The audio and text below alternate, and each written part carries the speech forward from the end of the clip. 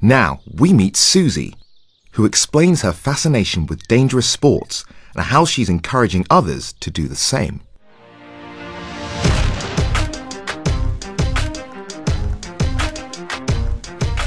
I just love doing anything adventurous. I've done skydiving, coasteering, various activities, and I like the thrill of it. When I was 19, I was diagnosed with a genetic condition called neurofibromatosis type 2, and the signature of that condition is bilateral acoustic neuromas, and that means they're tumours that grow around your auditory nerve. So eventually everybody with NF2 becomes deaf. That's how I lost my hearing. I didn't feel anything. You just go numb. You know, you can't feel happy, you can't feel sad. I knew I should be really upset. And I'd cry for no reason, and I couldn't make sense of it all. It was probably the hardest thing I've ever had to go through in my life.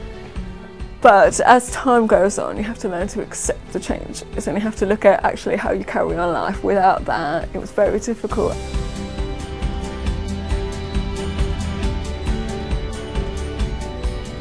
When I was at university, I met a girl there, a very close friend of mine, and we were talking about something to do together, some activity, and she said to me, let's go rock climbing. I was like, no, I can't do that, I'm deaf. She was like,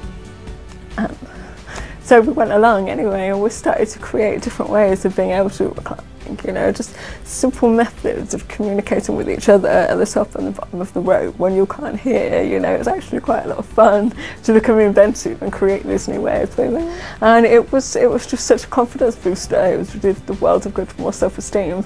And it was really the moment that started improving my confidence to overcome my hearing loss.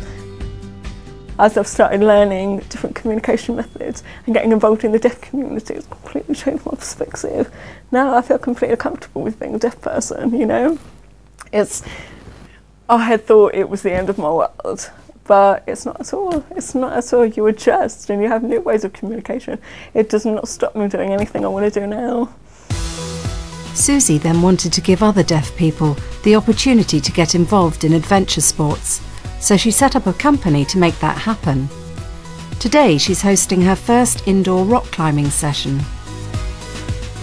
Really exciting day today. It was about a year's planning worth is all coming to this point today. We've got the launch of our first I Did Adventure Club.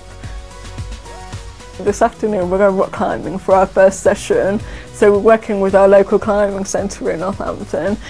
We've got 10 individuals coming along, all with a different range of hearing loss, people born deaf, people BSL users, hearing friends that all come along together to learn climbing. So it's really, really exciting time. So I'm slightly nervous. I don't know what the day's going to bring, but I'm really looking forward to whatever happens.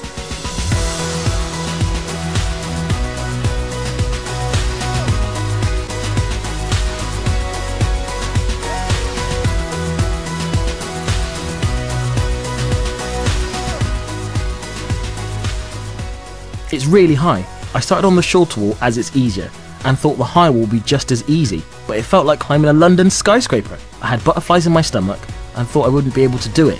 It was a challenge. The teachers are definitely deaf aware. They've been very helpful.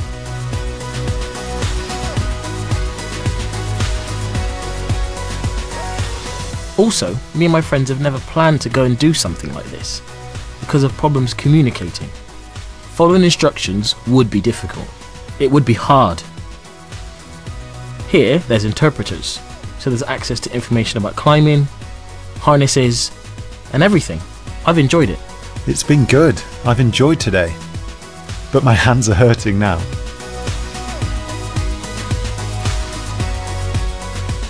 Oh, I can't believe how well it went. Actually, I can believe how well it went. I knew people would enjoy this, you know. Rock climbing is one of those things that it's very difficult to get involved in sometimes, especially if you have communication needs or if you have disability of any sort. But I knew people would love it as soon as they get over the first hurdle, but it went really, really well. We had a really good turnout, you know, we had 10 people climbing. They all enjoyed themselves. It was fantastic, really, really good session. we're a fully inclusive club, so you don't have to be a VSL user, you don't have to be oral, you know, it's everybody coming together. So we anticipated a few issues and a few barriers to try and overcome, but it was fine. Everyone was really supporting each other. The instructors, I think they've probably learnt the most out of everybody. I've been to lots of organised deaf events, and they're mostly football, football, football. There's not many other things. But hopefully in the future they'll organise many more different sports and competitions, which will be interesting. Hopefully. What was the best thing about today? Meeting new people who I've never met before. So for us, we really focus on rock climbing, horse riding, water sports. There's a lot of them, primarily canoeing and kayaking, wakeboarding, which is just brilliant fun. Also like surfing. All of these sports have therapeutic benefits to them, and that's why we focus on them. It's really about the therapeutic benefits, how they improve your physical and mental health. Suzi's work in making adventure pursuits accessible was recognised with a national award in 2012. I find that adventure sports specifically really help with resilience levels. It teaches you you're never going to start things like rock climbing or skiing or wakeboarding. You're never going to be good on your first session. You have to learn to fail, pick yourself up and keep going, and that's what I found really crucial about these sports. It's the art of achieving something that you never thought possible. So when you do that, you can't put a value on that. You know, you can't say, it's just one of those things that gets you gripped, you want to do more and more and more. So that's really, we aim to do more of that, get more deaf people involved.